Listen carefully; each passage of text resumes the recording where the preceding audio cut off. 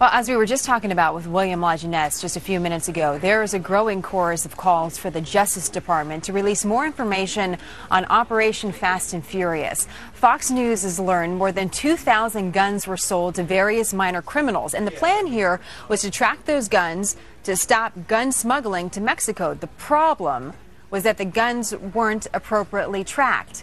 However, a few of those guns also found their way to the scene of a murdered border agent, Brian Terry, another story we've been talking a lot about. The Justice Department is currently doing its own ongoing investigation. We want to mention that. But some U.S. senators are critical of the DOJ so far, and one of them is Republican Charles Grassley of Iowa. He's the ranking member of the Senate Judiciary Committee and is investigating the Fast and Furious scandal. So, Senator, what exactly do you want to know? What information do you want that you're not getting from the Justice Department? Who made the decision to have Fast and Furious that brought these guns illegally into society and across the border into Mexico? And when was it made?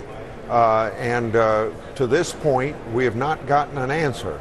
And we have had some testimony, very valuable testimony, from Mr. Melson, the director of Alcohol, Tobacco, and Firearms, and that's a division of Justice.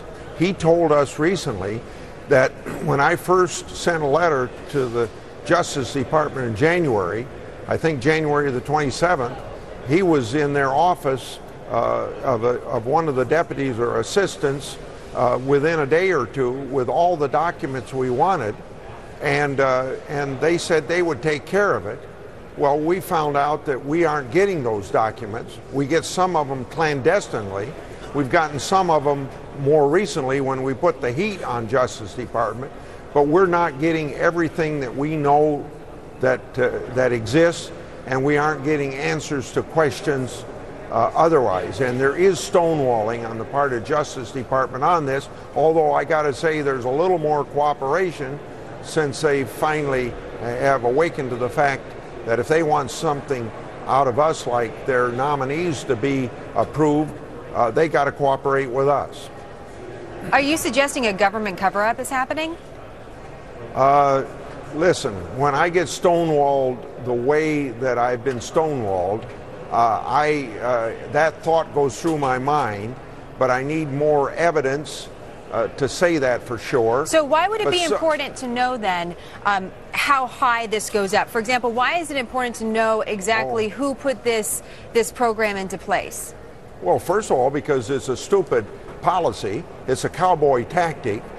There's, as you said in your program, there's been a murder and guns connected with that murder of a border agent, and the fact that we have laws in this country that say guns are supposed to be sold according to the law, and this was the government promoting the illegal sale of guns through third parties to get them across the border.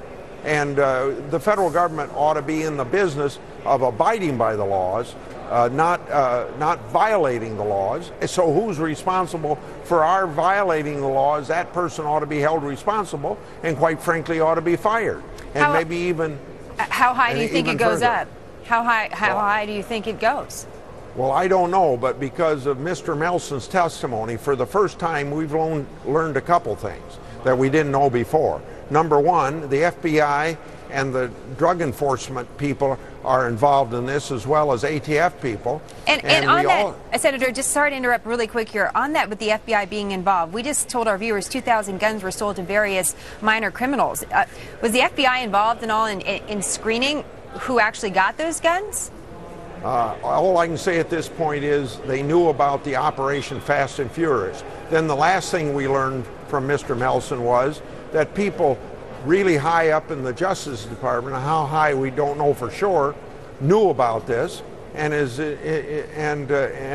at that point, you know, it took us 2 or 3 months to find out any of this information. Senator, but we don't have all of our questions answered. I only have about 30 seconds here. Obviously, gun smuggling, the border issues, they're big issues for our country. I have limited time, but what do we do now? I mean, what's next here? Well, thank God we got Congressman Issa in the House of Representatives, who's in the majority. He's got subpoena power. I don't have that in the Senate. He's going to call in people from our embassy in Mexico City, American people, to find out what they know about it, because we think they have a lot of information that we ought to know. So that's next week. We'll be looking and covering the story on that. By the way, we reached out to the Department of Justice. We did not get a response from them, but it's a story we'll continue to cover. Senator, thank you so much for coming on. We appreciate it. Yeah, thank you very much.